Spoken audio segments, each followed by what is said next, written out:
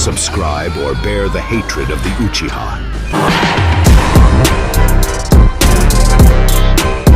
Wake up to reality.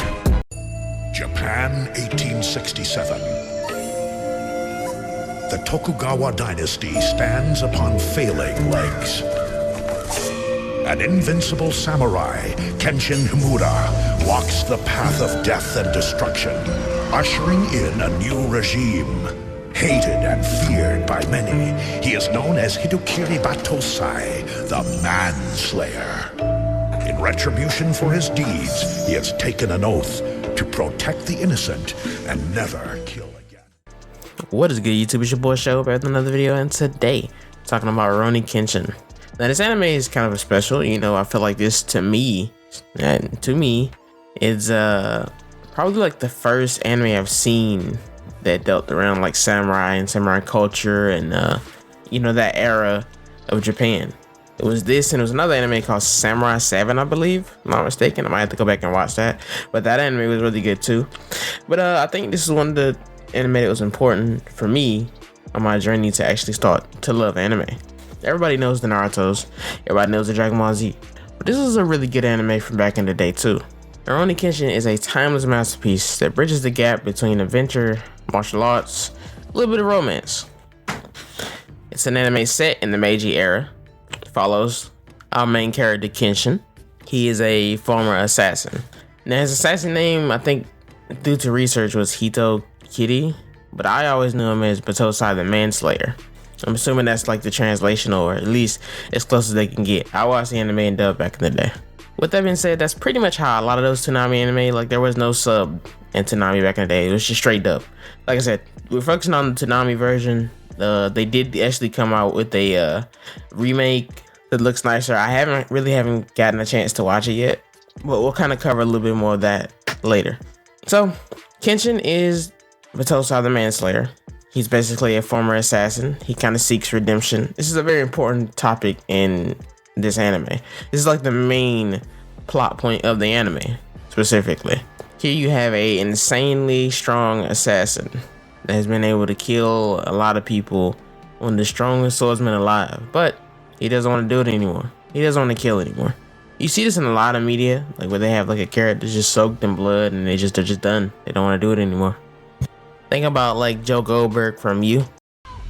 Goodbye, you. Yeah. No, but now it's just this, he basically wants to change his life. And when we meet him in the beginning episodes, he basically is done with that assassin lifestyle. He's a wandering samurai, wandering assassin. Not really an assassin anymore because he doesn't kill, but you get the gist. Like I said, here we have our main character, strong, to us, kind, and he has a vow to never kill again. Cool thing about him, I thought it was always cool, is that I think when I was younger, when I watched it, I assumed that he was actually just using his sword backwards, like that he I think I knew it, but I forgot in my older age. At least for most of the anime, like my younger self believed that he was basically using the reverse side of the blade, like he was just turning the sword around and it was like how he actually fought. But in reality, that didn't really make sense. Upon research, I haven't did a lot of research. I wanted to do like this series based off strictly memory, but through small amount of research, I found out it was basically just a blade that was made to be reversed. I'm pretty sure in one of the movies or the show they explained that he had somebody to make it for him, but I honestly can't remember. It was such a long time ago. So this story unfolds in 1878. It's kind of a transition period. It's kind of moving away from like the feudal roots. He meets this girl. I'm gonna try to pronounce her name right, but I'm assuming her name is Coyote. And if I got that wrong, I'll try to actually refer to her as just the girl or his girl, or I don't know. We'll see. Anyway, she owns a dojo. She's defending her family's swordsmanship school from imposters. She offers Kenshin a home. Obviously, basically, Kenshin like helps her out. They become not necessarily close at that moment, but she lets him live there. Obviously, along the way, we meet other friends, including my guy, right? Probably gonna get names wrong here, but let's just jump out in the water with it. Sanosuke, I remember this guy vividly, even though I haven't watched this anime in a really, really long time. I remember this guy vividly because he was actually one of my favorite characters, if not my favorite. I think in the beginning when he fought Kenshin, he had like a giant sword, and then he just realized, hey man, swords are really not for me. Put the sword down and became like a brawling type person. I actually even remember a scene in like the later half of the anime where he ended up learning how to like power his punches by like punching a certain way. Really cool character. I really liked him. His giant sword was pretty much useless though. He really didn't use it that much. You also have Yahiko. That's this young samurai in training. And a lot of shows that deal with samurai, you see this. Like even in Gintama, right? You have your super strong character, you know what I'm saying? Physical type fighter, like Senosuke. And then you have your main samurai.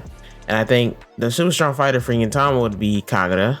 And then you have on Gintama's side, it would be Shinpachi. He's like the swordsman in training, right? And El Hero would be Yahiko. That's like a good duo. That's like a good trio in a sense. Like you have your brawler, you have your master samurai that doesn't really care to teach, and then you have your like fledgling samurai. Anyway, off topic. But together though, they face a lot of different and dangerous foes, and they had a lot of cool fights in Rurouni Kenshin.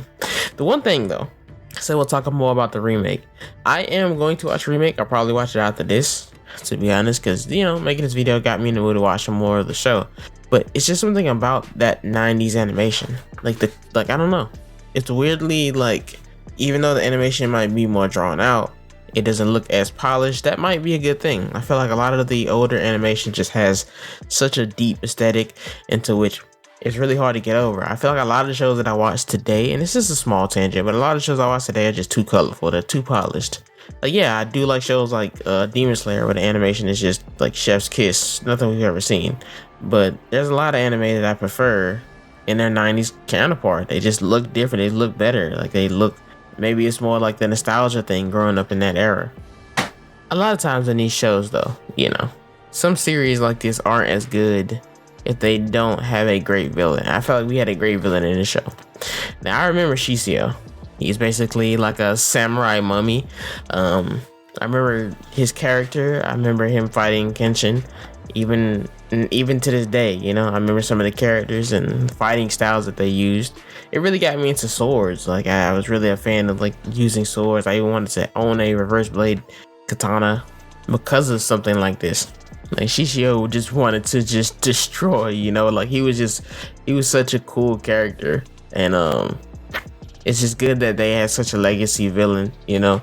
It makes the show even better. But I think what really sets it apart from different anime, you know, I feel like the struggle of old ideologies and new ideologies is important. You know, it's Kenshin's internal conflict. It's balancing his past as a killer with his desire to protect others without violence. He's a pacifist, but in reality, in this world at least right now, it's not quite easy to be a pacifist when you're known as one of the coldest killers in history. It's like, because of your past, it puts the people in danger around you. You care for the people that are in danger around you, but you don't want to forsake your morals. Especially Batman, and Batman really didn't want to fight, you know? Mind you though, this is one of the best-selling manga of all time. So it's not really shocking that like they had a show back in the day with Naruto and Dragon Ball Z. This anime was huge. And not really just the anime, more of the manga, but it was huge everywhere. It has spawned so many movies. They had a live action. They have a couple live action movies, if I'm not mistaken. Obviously, the new anime adaptation that they came out with, so they redid it. Had plenty of animated movies, real life movies. They've had a lot of stuff. Like, it's surprising if you really kind of haven't seen this anime. And for good reason. You know, it's a good anime. Good characters, pretty deep on the emotional side. Good legacy, good villain, has good themes, like the theme of atonement and compassion for life and the strength to actually not use violence in certain situations. It's definitely a go-to anime. While I'm gonna try to not compare the new remake to the original, I am going to have to watch it now, and so hopefully it'll be good. Hopefully they won't ruin the legacy of one of my favorite shows from my childhood. But with that being said, guys, thanks for watching. Like, subscribe. What's an anime that you used to watch when you was younger? And to be honest, I really want to do Trigun next, so we'll see.